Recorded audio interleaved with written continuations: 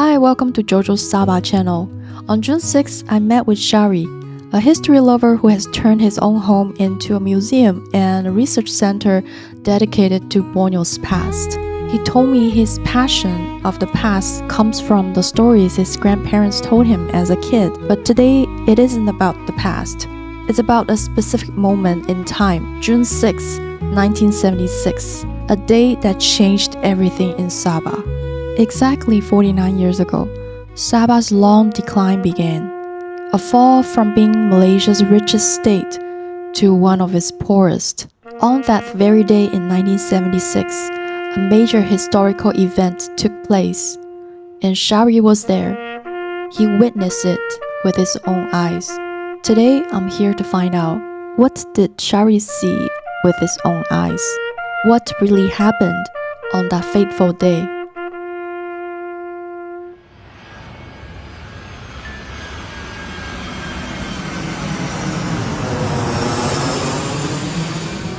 So this is the library. This is a research center. Most of the book is a research book. Research book. About not Borneo lah. We set it up, I think more or less about 20 years ago. Oh. Actually, we focus on developing younger historian lah. I share my knowledge and my resources to the younger generation. During the time, police is very active, pirate in the East Coast. So my father have to protect the state lah. So like us, we grow up without father lah. I stay with my grandparents. My grandfather born in 1905 lah. So the story he told me about war with Sulu, war with Brunei, war with Iranon, war with pirates. So I was like confused. Even my grandmother told me, Shari, you are descendant of Ong Sung Ping. Ong Sung Ping. Ong Sung Ping is the Chinese merchant in Kinabalu lah. And then the sister married to the Brunei Sultan lah. This is what my grandmother told me lah. Because I look fair, fair color. I live in a Bajau community. Earlier part of my life, that the Bajau people doesn't treat me nice. They say you're too China, fair. No. Your skin color is not right. You are from China. You don't play with us. So I feel like I'm being sidelined by my own community. I asked my grandmother, how come I'm fair color? Say, don't worry, you follow your ancestor from China. Back to second part of my life, I have some extra cash. What I did is I buy books. And some people donate books to me. So on the weekend, Saturday, Sunday, or night time, student will come over here. Initially, I entertain one student, two students only. I focus one or two until they graduate, until they got their doctorate. Degree, post-degree. Post-degree. Meaning they want to pursue master and in history. So I help them. Some of those people who use this room already become a lecturer now. In different university. I'm very happy and very proud. If I can teach 1%, 2% become lecturer, these people can teach thousands of tell people that there are still people in Sabah who actually know about the real history of Sabah. A lot of this information are not here in Sabah, not kept in Sabah. Most of our information, we are very lucky. Most of this information are kept in London. In London? Yes. So I'm part of a group of researchers who are actually helped by an institution, they call it Koti Institute. So they asked me, hey Shari, how can I help? I say, I need all this information from London. So here, the book actually is just few thousand books. But in actual fact, if you look at my system, I got more than millions of documents about the Sabah history. So what happened was this year in February, my association approved already. They call it Borneo History. We want people to have a center of which there is no filter. Here in this institution of Borneo History, we will prepare a checklist of documents exist in Sabah. Here we give you master list, and then we can help the student identify which area of information that you want. So because in history research, there are three things which is very important. One, you must know your timeline. This is timeline. Timeline. This is very important. Mhm. Number two, you know what is very important? We call it primary source. First hand. First-hand information. Information that you get from that time. You know, the Malay, the Bajau, the Bruneian, and the Kadazan. Some of them doesn't write records, or even if they write records, the records doesn't survive until today. But the British, they keep it, until today. Yeah, they are like the Chinese also. They keep everything. They keep everything, Is it in electronic forms? For me, Borneo history, we focus on digital. Digital. Oh, that's good. So anything we can just come here, yes, look for the documents. Yeah, you can look here for the documents. We have direct access to London from this room. And then this is what we call it in Sabah, additional place where real researcher come over here. Oh, wow. Normal researcher, they go elsewhere. But those who actually real researcher, they wanted to know very deep history. This is the place. Oh, so because, today is June 6th.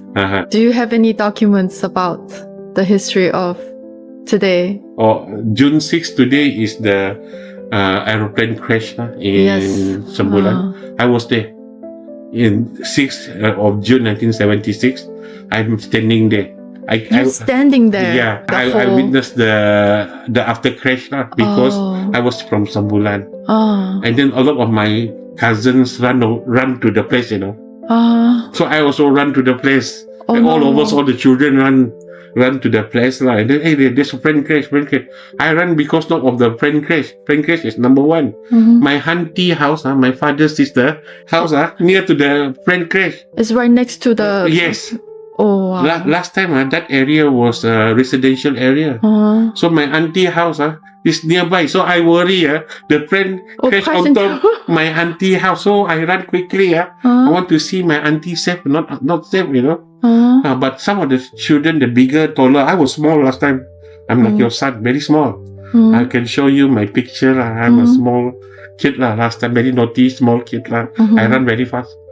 So I saw, and then the plane collapsed, and then the water not so deep yet, just above your tire, the water, and then slowly, and then some of the boy jump and use sampan. They went inside, They went inside the plane. The plane. And then they try to pull the victim, There's a lot of things scattered around the plane crash, So, like when they go inside, were they still alive? No, they all no more already. But their intention was they try to save like normal crash. People very brave. I'm not brave. I'm just standing there and I'm just looking at what these people are doing.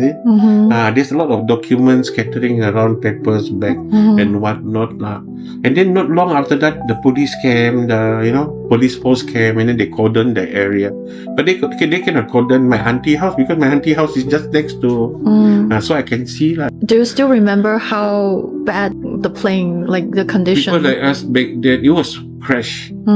Some people say explode halfway. Some people say explode when upon impact But people like us, we heard some explosion on top. But it's not like big explosion. It's like a pop. We hear some boom. Then either the engine burst sometimes engine burst also make sound, Yeah. But we also do not know, is it the engine burst or something else burst? We don't know, And then the plane crash.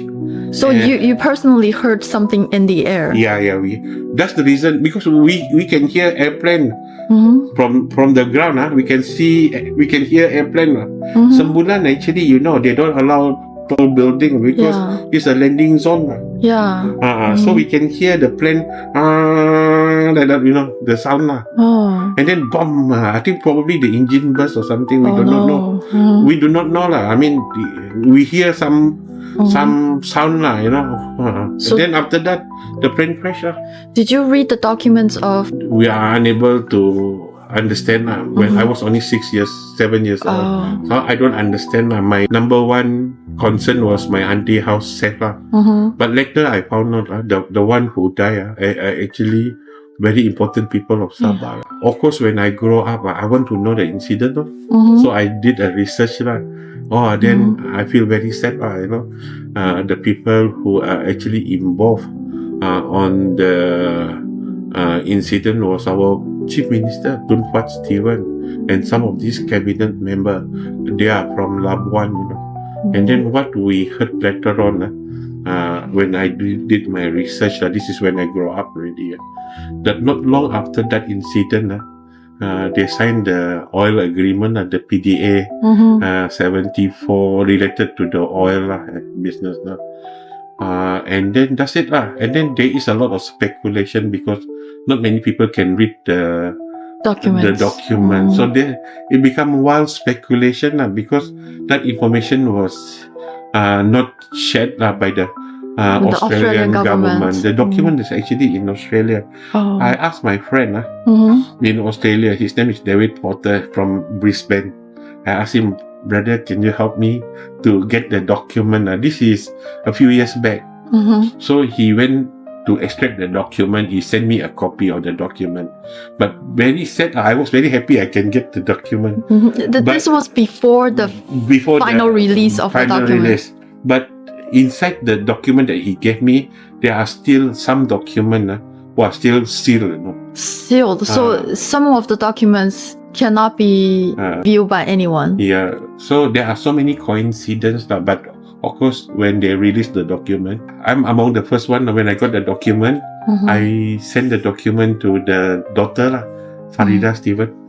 I sent a text to her. I got this from David Potter because Farida Stephen and David Potter, they knew each other. So we gave to her and see whether she can ask the government to release the final report.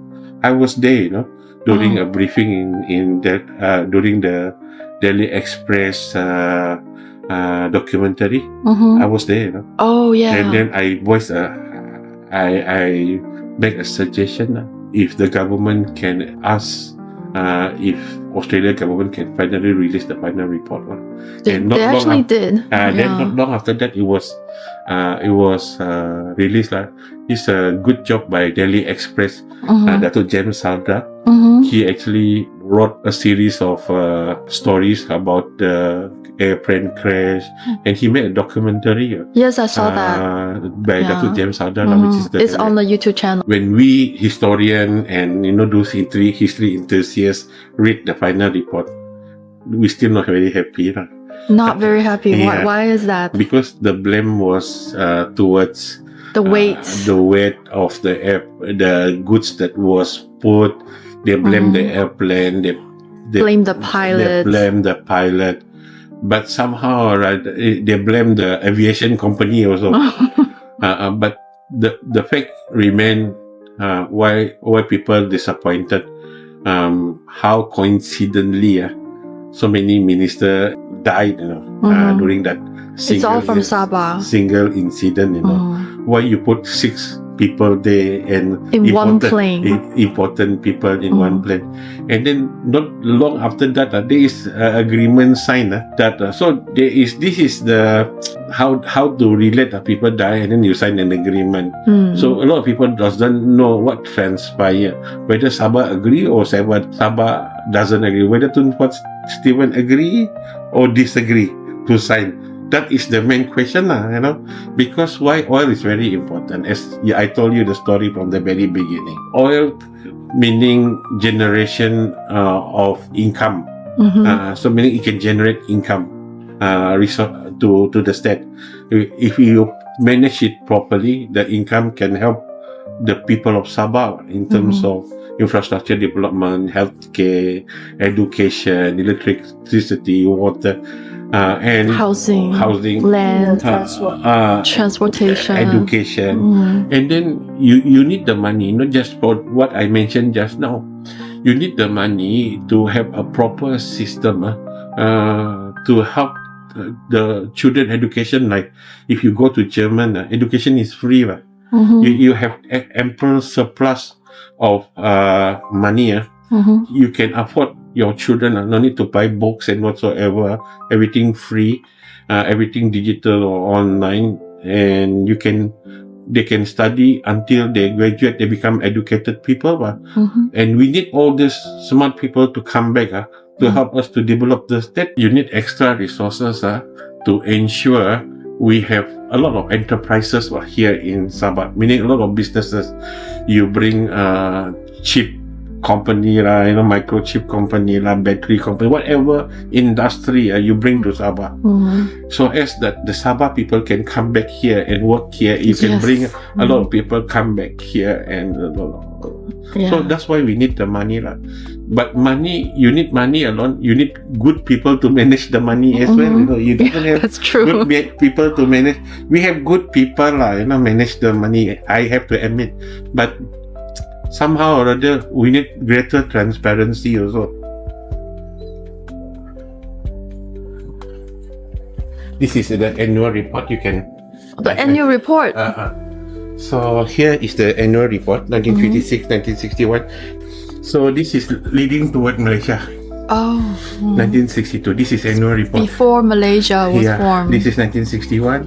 This is 1956. This is annual report by the British and the Chartered Company. Every month, they come up with the records of how much their money they get, revenue, how much is their income, how much is their expenses. Every year, they will tell how much money they spend on what development. This is greater transparency lah. I have that record, the Chartered Company record and the Crown Colony record. How many school I open up and how many students benefit from it. So we need all this information. How many house connected with water, or how many dam we make. It can support how many. How to maintain the dam, So would you say that why Sabah was prosperous during the British time was because it was really transparent and the money was spent at the right place? Yes, actually, they have a very clear vision how to develop and to share information. And everything are there on the reports. And they produce a yearly report, annual report they call it. In the annual report, you can see income from fishery, how much, income from timber, how much, and what type of timber also, how much. They are very detailed. What type of fish, not just what type of timber, what type of fish, how to this fishing industry sustain for another 5, 10, 20 years from now, how to sustain the timber 5, 10, 20 years from now. So you see, you learn a lot from reading the British ruling. British ruling. Why don't you just emulate it? Continue, but you improve it up, and then how much is the income and what plan, what scheme that you want to do to introduce. Like during that time, there is about how many residents? About 6, 7 residents on it. West Coast resident, East Coast resident, interior. That's how they rule. You don't need to have 20 ministers, 30 ministers. And then you can have a few assistants lah. But you don't need to have so many ministers. I don't understand why you need so many people to handle so many residents. But if you ask me, you need to design Sabah into just 6, 7 residents mean territory lah.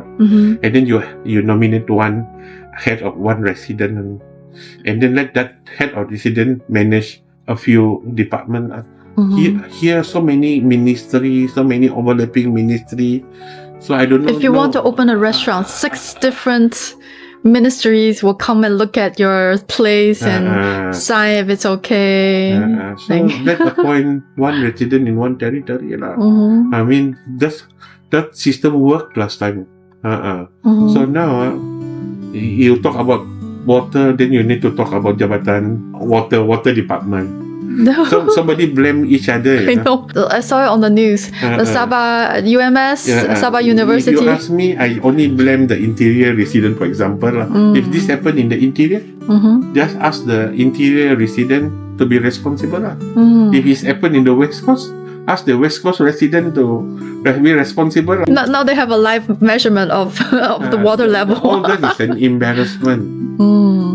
Meaning we are not efficient. Here we don't blame people, but It's supposed to be, all these matters supposed to be handled by certain people who actually doesn't involve the student lah, Student, I heard about 20,000 students, They need a lot of water, They got 3,000 teachers, You cannot put the blame to the university, right? University, their job is to teach the student, right?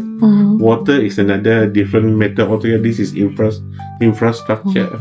As long as you provide enough water, who want to make noise? A lot of people think about conspiracy theory lah, but people like us, we just want the truth. The truth lah.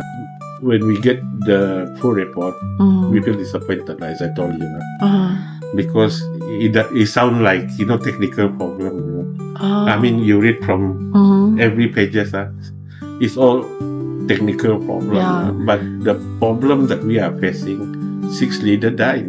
So if it's technical problem, just release the document in 1976. Why you want to keep for so long?